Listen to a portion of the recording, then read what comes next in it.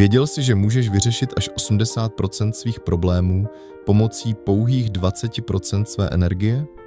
Tento princip je často známý jako Paretův princip nebo pravidlo 80/20.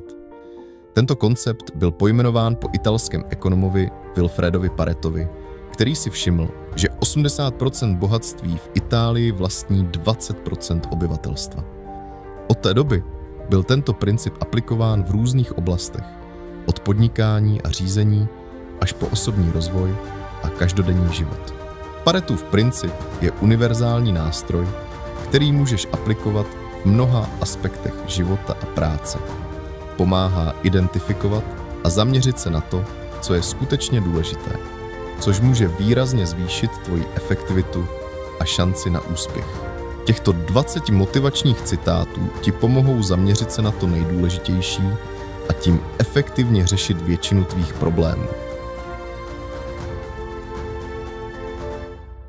Poznej sám sebe. Sebeuvědomění je klíčem k pokroku. Buď k sobě laskavý, tvůj vnitřní dialog ovlivňuje tvé sebevědomí. Snaž se nebýt tak zaměřen na cíl, ale užívej si každý krok na cestě. Rozvíjej sebedisciplínu, je to klíč k dosažení cílů. Velké věci potřebují čas. Buď jako voda, přizpůsob se podle okolností. Změny jsou jedinou konstantou v životě. Pěstuj emoční odolnost. Nauč se zvládat stres a negativní emoce. Procvičuj soucit k sobě i k ostatním. Nauč se odpouštět, zbavení se záštitě osvobodí. Buď asertivní, vyjadřuj své potřeby a názory s úctou, ale pevně. Neboj se nejistoty. Můžeš z ní čerpat překvapivé příležitosti. Čel výzvám s odvahou a odhodláním. Pusť se dokonalosti. Pokrok je důležitější než dokonalost. Štěstí tvého života závisí na kvalitě tvých myšlenek. Neztrácej čas a energii snahou změnit názory ostatních. Buď si vědom síly svých slov, mohou zranit nebo uzdravit.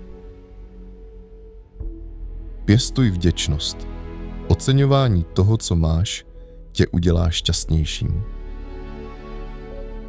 Pěstuj smysluplné vztahy. Buď dobrým posluchačem, často je to to, co ostatní potřebují nejvíce. Investuj do svého duševního zdraví. Pečuj o svou mysl stejně jako o své tělo. Zdraví je základem naplněného života. Pokud nevíš, kam jdeš, nikdy tam nedorazíš. Dělej rozhodnutí moudře, pečlivě zvaž možnosti a jejich následky. Rozvíjej růstové myšlení, považuj překážky za příležitosti k růstu a zlepšení. Neúspěchy jsou součástí cesty k úspěchu. Buď autentický, přijmi svou jedinečnost a žij v souladu se svými hodnotami.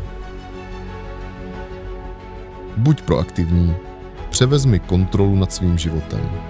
Nepřestávej se učit, život je nekonečná cesta objevů.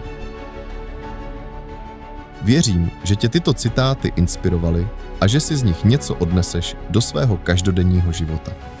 Pamatuj, že soustředění se na těch správných 20% může mít obrovský vliv na tvůj úspěch a štěstí. Nezapomeň se přihlásit k odběru a těším se na tebe u dalšího videa.